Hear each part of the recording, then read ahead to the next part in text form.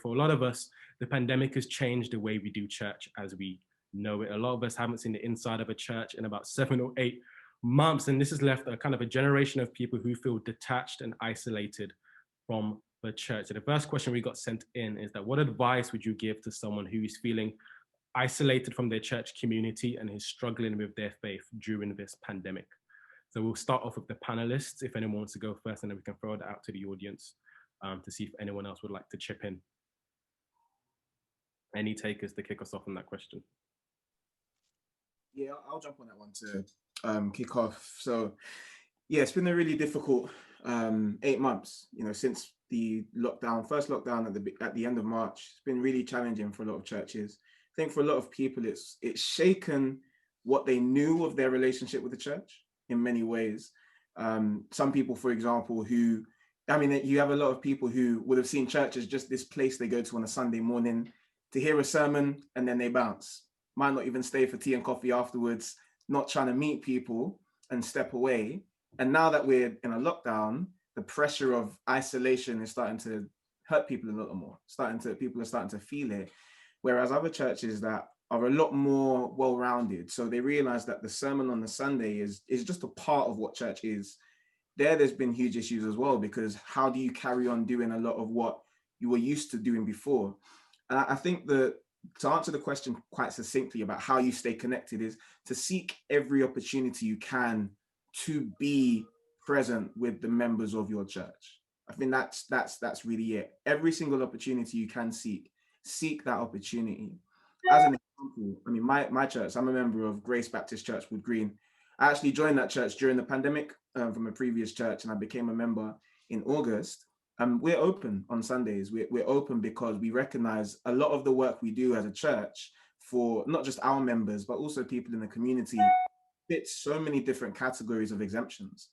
And that's exactly what I mean in terms of seeking as many opportunities to be present, not just thinking, okay, cool, we can do church online, because ecclesiologically, God actually does command the public gathering of people. Like, that's something that runs from Old Testament through to New Testament. God delights in seeing people coming together physically to sing his praises, to take the Lord's communion, to baptize, to hear the preaching of the word. So God delights in the public gathering. And I want to encourage people to seek as many opportunities to do that and to be present in that as possible.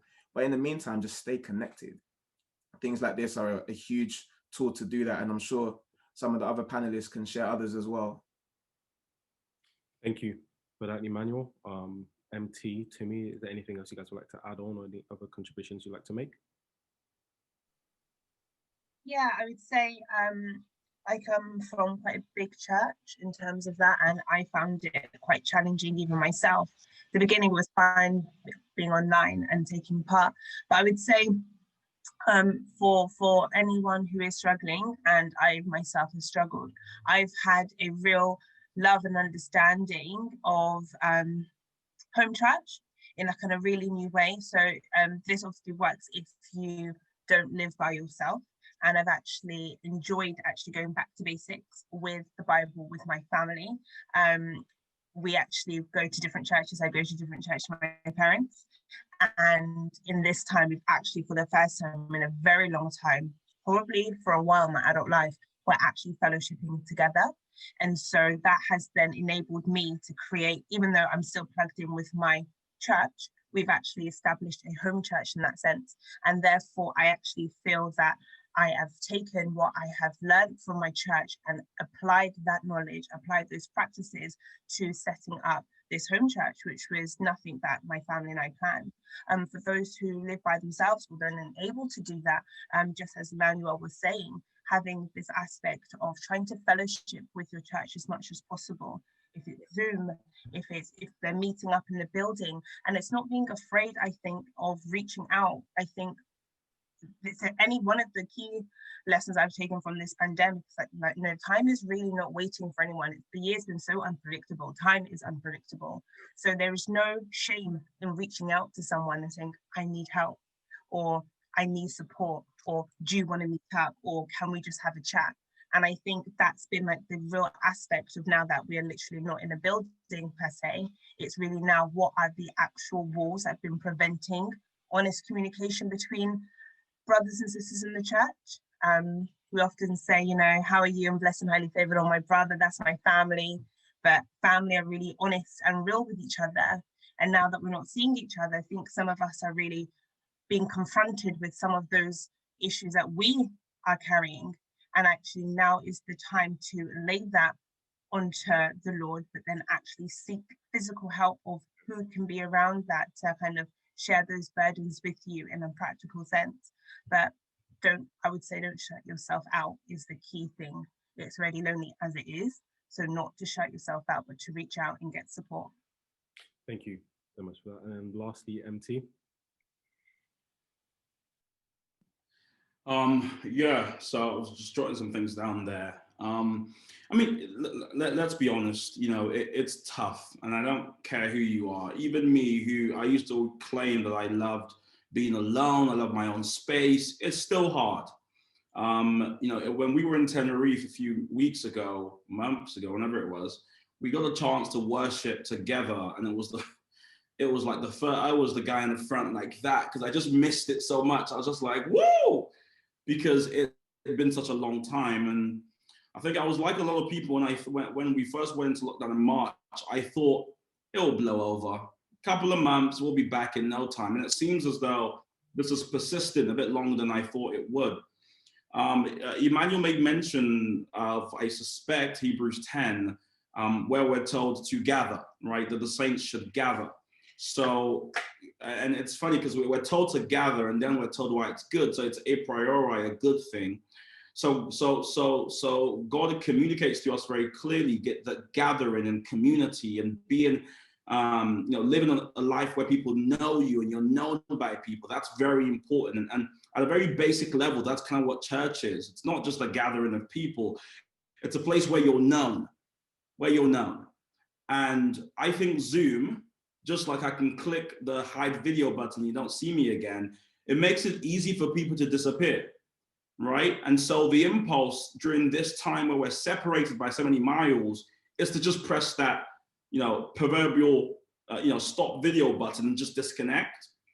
And what I want to encourage people listening to do is to just realize that tragedy, turmoil, difficulties, they've always been a thorn at the church's side.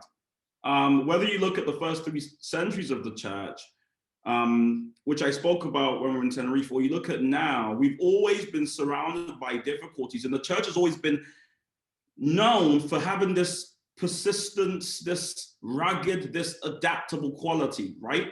We're the group of people who say, throw whatever you want at us, we'll find a way to gather. Whether it's persecution in China, we'll gather in the caves, right? Whether it's persecution in India, we'll go up to the hills. We've been a people like that. And so we shouldn't feel too kind of scared about this season. It's kind of what we're known for, dealing with turmoil. The last thing I want to encourage folks who are struggling to do is to embrace some of the things God may be doing in this season. You know, I used to go to a big church like Tuminu. I then went to a less big church. I've always been part of the whole organizing of churches, right? And one of the major things I think I've appreciated about this period and is just the slowdown of pace, but also the opportunity to meet and connect with new people that I just couldn't do before. So there are people on this call who I met during lockdown. I just wouldn't have the time of day normally. But now I'm willing to entertain a new relationship or get to know new people. So think about it that way. What's God doing in this season? Is he stripping you away from a group of 100 to really make you aware of the power of having one-to-one conversations where you're seen by people you're speaking to? I think there's all these other things that God's doing. And if we would just prayerfully look up a bit, then yes, we can focus on all the things that's not good. But at the same time, God's doing some good that if we open our eyes a little bit wider, we may start to see. Yeah, and can I just say one last thing on that question? Just so the time, Mike, that was really, really helpful. And one thing that Mike spoke about was he mentioned the word persecution. And now I think something that we in this country need to be very aware of is that within unprecedented times for the church in the UK, I know in many ways a pandemic is not new. There have been pandemics before, there will be pandemics before, after. But one thing that is new is that the church has never, ever, as far as I can recall, in the history of the UK, been legally told by the government not to gather. Like, not even during the World Wars. Like, that is monumentally crazy. And it's scary to think, and Theresa May even said it in the House of Commons recently, to think of what a government that doesn't have the intention that this government does have assumes that level of authority. Is terrifying, because we know we already live in a country that's comfortable with pushing Christians to do things that the Bible condemns. We know this. We know that. And so this level of authority is really terrifying. So we need to be not only bracing ourselves, but praying for our leaders, that as churches, we would stand firm, regardless of what's happening. And this isn't me necessarily saying that churches should just right now go out and stick a flag in the ground and say we're rebelling, but rather to be really clear on this is going to be a really important time for us as a church. And so we need to be making sure we're very, very firm in faith and prayed up about what's happening. And I'm realizing this is a serious time. You know what, just on that,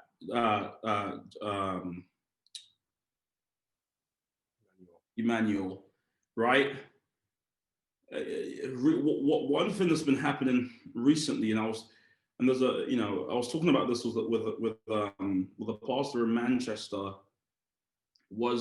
it's something we've often said, which is that in this generation, we are the most equipped for connectivity, right? There's a new social media app every minute, and folks just are so equipped for connectivity.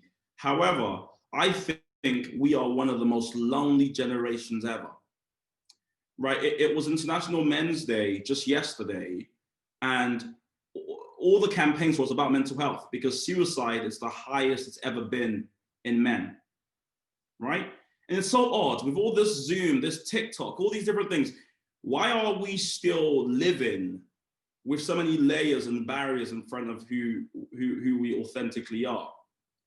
So one of the shakes that I think may be happening is God calling us out of, this kind of 6-7 different layers we have, this perception and attention economy we live in, where we're just performing all the time. And God's just saying, like, just reach out, right? So if there's anyone in here who is struggling, I just pray that God will give you the courage to just reach out to people and say, hey, listen, I'm struggling, I'm suffering here. And then we can start to have church again, because that's what church actually is. It's a community where you're known, not as the guy who plays keys but people know you. So I want us to say bye to all these. There's a new fleet option on Twitter, another opportunity for deception, of course. Instead of all of that, I think we ought to start seeing each other face to face a bit more.